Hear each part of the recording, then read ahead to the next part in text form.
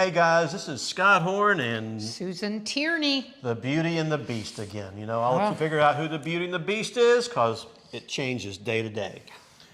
Guys, we're going to have fun with this video a little bit. If you like it, take a minute and like it. Make any comments below. Don't forget to go join our YouTube channel. And we're going to be talking about money for a minute. Making money, spending money. I like the making money part. She likes the spending money part. That is true.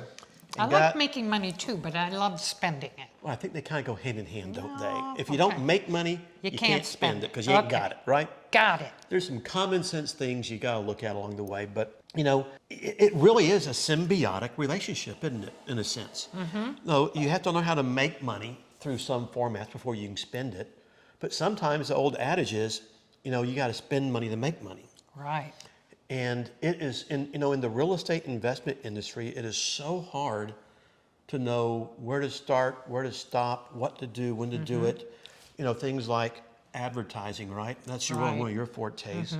That sometimes I look at it because I'm still so old school in my mind. I'm going, we're spending money on what? And how much? And you're going, yep, got to do it. And sure enough, you do it and it comes in, right?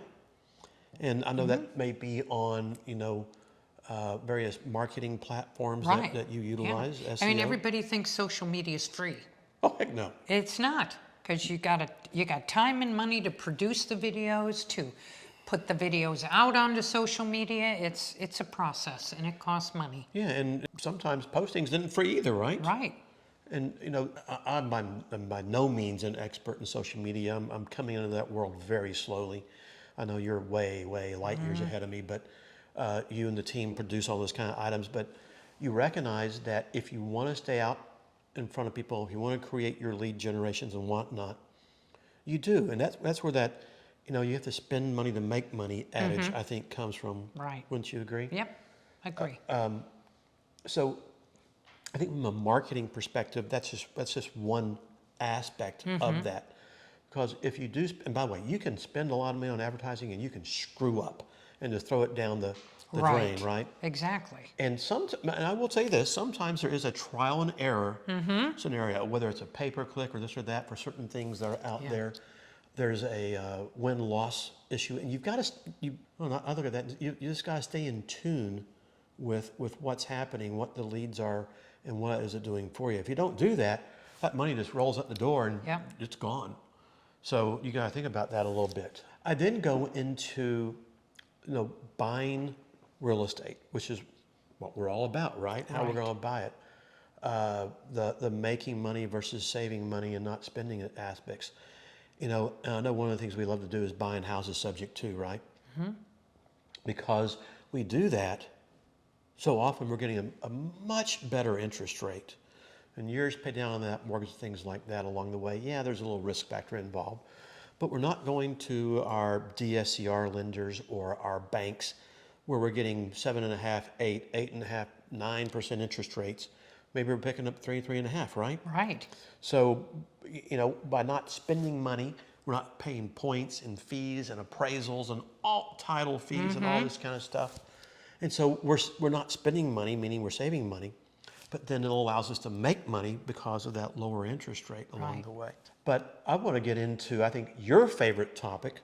Spending money? Spending money and spending money on houses. And it's learning where to start and where to stop.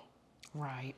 And would you say every house is different? Every house is different. And you know, I like to spend money on the little details. And I'm just going to make this comment real quick. I am much more of a big picture guy. Hell, let me build it from the ground up, you know, get everything done. And I'm going to turn the details over to Joanna here, you know, and let her. All the tiny little touches make a huge difference. No, and, you know, I have over time begrudgingly learned that you are right. And you turn out a beautiful. Wait a minute, say that again. In that regard only. Yes, this is a constant theme, guys, in our office. It's a tit for tat. She's right, I'm right. Yeah, she's really not. It's always me, but I'm going to just I'll probably get whacked here, so if I fall off, forgive me. It's really her hitting me. But, you know, it is that important. And you watch that, and You and the team do an awesome job on these homes. But are you going to do the same thing on a $200,000 house that you would on a $400,000 house that you would on a $600? Right, no. What are you going to do different? What do you mean? Higher grade finishes in a $200 house. I'd go to Home Depot and buy a $39 faucet. On a $500,000 house, I'd put in a $150 faucet. Is that just an expectation of what the marketplace is wanting? And just the difference in the quality. That's the bottom line. Is every time you go up 100,000, you just go up a tiny bit in the quality. So, for instance, maybe you don't put in your base grade granites. You go Yeah. up a little bit higher to a higher quality, Right. maybe a different, Or a marble quartz. or quartz or something. Yeah. Got Yep. it. Yep. And you make some changes like And that. flooring, in a $500,000 house, you probably got to put real hardwoods in. Although LVP has really come a long way in the luxury of it, it's still even, especially maybe a $750,000 house and above. Yeah. You want hardwoods because Yeah, that's what they'll expect. There's expectations in it. And we analyze that on the comps. We look at the homes in that value in the area and really hone in on what is the granite like, what are the fixtures like, what are the appliances. You could probably get away with a man appliances in a $200,000 house, but $1 million plus, you might need Wolf. So I hope not. That's pricey, but it's pricey, but sometimes there's an expectation, right? right. Yep. But again, what I just heard you say though is an apples to apples comparison. Now you can overkill things too, right? Right. And I've seen that sometimes because you have to learn where to stop. And there's that, I guess I'm gonna call it a learning curve a little bit, where you can get right up to that. I'm not gonna use that Wolf example for an example. I'm sure there's several really high-end grades below Wolf that are really nice. Right. Maybe the high-end KitchenAid or things like this for appliances that look really great and nice that would suffice, as opposed to spending an extra $2,000 on that Wolf. Will that get you that extra money back? I don't think you won't. You won't see a penny of that back. It might give you a little bit of marketability, right? Right. But then you go, time is money, and if it makes me hold the house longer because I didn't go that a little bit further, Right. I'm paying more money in my holding costs. Right. Exactly. So I see those kind of things, adding up out there. Where else would you see? Well, I'm gonna back up again here too, and this is one of the things that I do so much of internally. I hate to say I really like doing it, but it's the analyzation of all of our assets that we own. I'm constantly reviewing our bank rates, changes and things of that nature, what the buyer's paying. I'm taking cash flows, I'm accelerating whether it's our private debt faster, whether it's our bank loans faster. I'm trying to look at these things in that regard to navigate money the best way. Yes, we have to have income coming in to support us Right. and pay our bills. We got to be able to pay our staff and other things of that nature. But if you have money left over, you just don't put that in your pocket and go on. It's also about, at least I think, one of the greatest ways to generate wealth is you've got to get your debt paid off. You got to hold your assets debt free and accumulate that positive cash flow. And the faster you can get there, the faster you can do that. And so many people just treat this as mailbox money. They don't ever take the time to really get in depth into their assets that they're doing, whether it's rental property or whether it's owner finance stuff or whatever they have, Airbnbs. They're just generating this cash flow left and right. They don't care about that debt. And by the way, sometimes, for instance, if you don't have any liability on the debt, maybe it doesn't matter as much, right? And if that interest rate is really low, I'm going to leave it there. I'm not going to, because you may never see another 3 or 2 or a 4% rate again. Yep. But if you've got a 7.5% subject to deal, I may want to look at doing some acceleration because that's getting a little bit higher out there. Now I might go pay off the debt where I have personal liability. For instance, I know that's what I'm doing for us right now is I'm focusing on hyper acceleration of our private capital loans because we pay a little bit higher interest rate on those, helping our investors get their money back faster to eliminate their risk. We're paying off our banking loans where we have that personal liability also. It's about risk management is the best way I think to put that. And then I look at these subject to deals we have and I'm going, yeah, we ain't gonna pay that 2.5 loan off. It's gonna stay there forever. Right. But if it's something higher, we may look at that, right? Right. So I think From a true investor perspective, it's learning how to look at really the broad scope. This is not just buy, fix, and sell or something like that if you're going to be in the buy and hold game. Right. You've got to learn how to do all these little parts. You know, how am I going to make money? How am I going to make more money? What's my ultimate end goal, that reoccurring positive cash flow? Do I need to spend more money on appliances in this one house or less? Do I need to go a little bit further here? Am I going to put museum finish on the walls versus a standard, maybe a splatter drag texture or something, and doing that? And you have to learn this symbiotic relationship between spending money, not spending money, and all that translates at the end of the day into making money. Right. And so learning these things, taking the time, getting into the details. Right.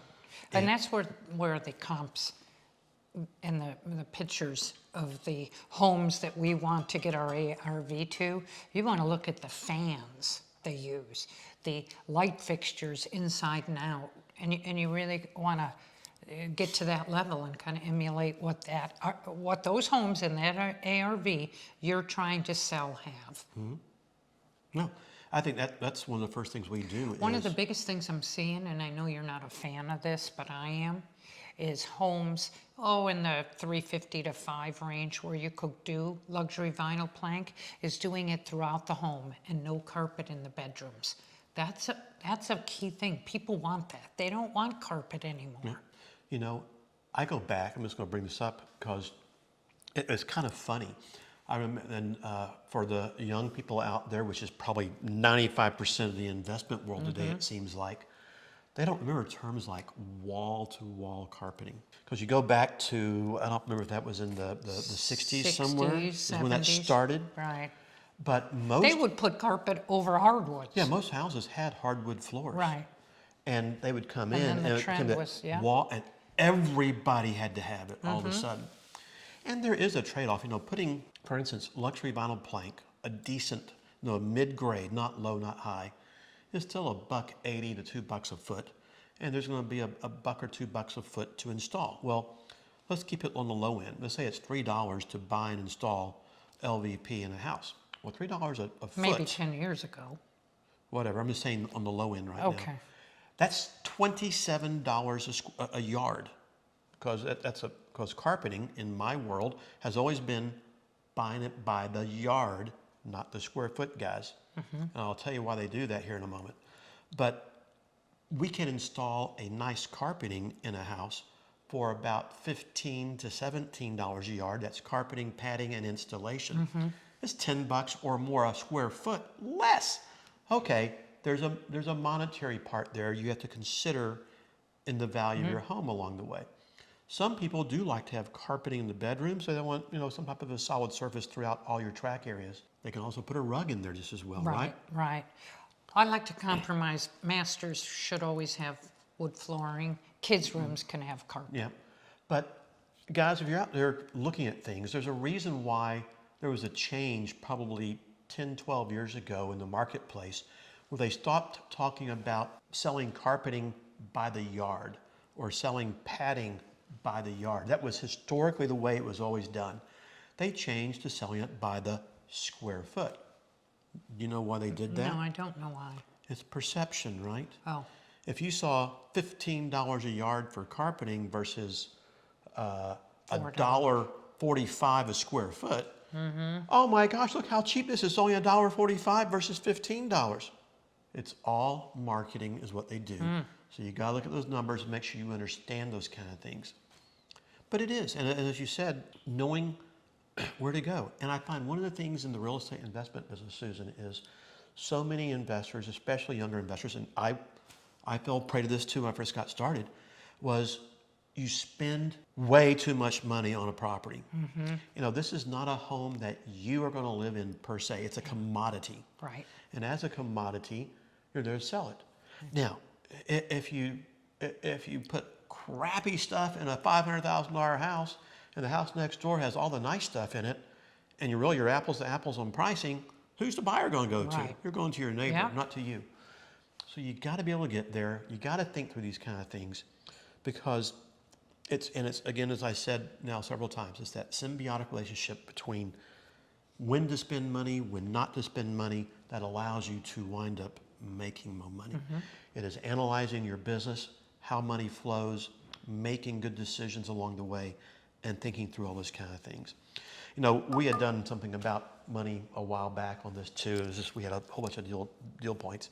I just kind of want to wrap here about money. Because money, end of the day, follow the money. Follow the money in politics. It's all about the money, right? I don't care what it is. I thought it was all about the corruption. Well, let's follow the money. Oh. You know, Rothschild once said, I don't care who's in control, who is in power, whether it's the liberals or the conservatives, the Democrats, Republicans, whatever you want to call out there, give me control of the monetary system and I will control the country. And that is a universal truth worldwide. But in getting aside from all that, that was sidebar, guys, about money and our businesses and how people look at money is so important. I found this kind of interesting too. And it says here that ambitious people buy education. But I have learned, like in college, one of the things I've been through, and I try to teach my kids this, is they teach you how to be really smart in school. They don't teach you how to make money. They teach you how to get a job and work for somebody else sometimes. Poor people buy stuff. I got to make another comment about that is you know, we have to do a foreclosure occasionally, unfortunately, or we have to do an eviction occasionally, unfortunately. And you go to these properties and you go, the house is just full. They leave their kids' clothes behind or their clothes, and you're going, how much money does it cost to replace all that? They don't have money in the first place, and they just left it all behind and moved out. It's like, how do you replace it? And you wonder why they stay in that cycle, right? But that's a truism. Lazy people buy distractions. I need to be lazy. What distractions? Like what kind of distractions? I don't know. Golf, boating, Drinking, happy hour? Drinking happy hour? Absolutely. Well, you're the drinking happy hour one. But again, if you really pull back the curtains and you look at people a little bit, they do fall in these categories, you know. There are those who are the professional student. God, it would have been nice to have been a professional student. And I think you were for like 8 years, weren't you? Thank you. No, but 7. Well, okay. I accelerated, you know, so I got out. But having something, knowing exactly what you have to do, a plan, once you're done, you can go play. Baby, when you're in business, it's all over, right? You get into life. Yep. You know, understanding what poor people do because they fall in that cycle, they can't get out of it. So what do rich people do? Well, as they say here, they buy time. Because that's the one thing you can never replace is time. There's only so much in every single day. Yep. And it doesn't mean don't work, but you got to find that relationship somewhere along the way. Sometimes people want to have too much time, and I see a lot of the Gen Zers, or I don't know what you call these people, but the 4-hour work week. they all walk in there with their hands out. No one's willing to go out and work for it. You don't realize, you know, work is good. There's nothing wrong with that. Especially if you love what you do and you're passionate. There's nothing worse than going to work every day and hating your job. Oh yeah, no. I have no objection. I don't like working 80 hours a week. I don't like working 70 or 60 hours a week. But when you really like what you do, and it helps to like the people you work with. Okay, I'll throw you in that category. But it is. You know, it's fun to be able to have to go on road trips and whatnot. We do it together. Golly, it passes the time a lot better, I have to admit. But time is so important, and understanding those kind of things, and putting that together. I always ask questions to people. You know what this is, where I do seminars and whatnot. And I ask people, you know, what's the average American work week? It's like 37 and a half hours. And you're going, okay. And then they go home, and what do they do? Do they sit in their lazy boys in front of the TV with their TV trays, and that's all they do? I don't know. But it's like, that's it? You're never going to get ahead in life. You know, some of the old conservative talk show hosts used to say they didn't know anybody who was successful working a 40-hour work week. They all work 60 or more, and it's hard to do that sometimes. But you know, then I'd ask questions like, what's the biblical work week? It's 60 hours, sun up to sundown, 6 days a week, 10 hours a day. Why? If you didn't work, you didn't eat. If you didn't cut wood, you froze your butt off. Right. Or you died. There were just things you had to do. Things were a little bit easier today in that regard, but you look back, you go, got it. But then I also ask, what's the successful work week, right? What's that? When the job is done. Amen, baby. And, you know, But if in you're- our life, the job's never done. yeah, it is. No, It is? yeah, we just add to it. But so often, you know, if you are really good and you can get it done in 20 hours as opposed to 40, awesome. Move on to something else. Doesn't mean you just take off, don't do anything, but get it done, take care of it. But again, all that plays into the money game. Right.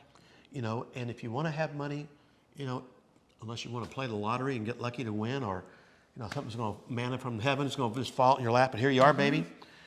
You know, heck, I tried to marry rich, that didn't work Or very you well. pick that one stock that's going to make good you luck with that, right? millions. I just read the other day that if you bought $15,000 of stock in NVIDIA, you would have $3 million, and that was 10 years ago, you'd have $3 million from And that. you didn't do that, why? I didn't, but I bought it a couple years ago, and it's doing well. Good. But anyway, Hopefully it'll keep growing. yep.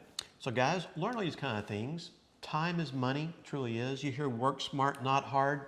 I don't buy that adage at all. You need to do both, I think. Understand there is a relationship between time and money. Spending money, not spending money is a relationship. You can burn through money too fast. You can do things stupid with it. Learning how to play that game. At the end of the day, I hope will help you make more money. You also have to have fun with money. You do. You know? Yeah, I mean, if you Can't want to make be all money, you can't just, work. you won't be a miser. I get that. I'm not totally cheap always. I'll keep my mouth shut on that one. Please do. So guys, I hope you found this video helpful. If you did, take a minute and like it. Make some comments below. We'd be happy to do our best to address those for you. Flip over to our YouTube channel and join it. And we'll look forward to seeing you all next time.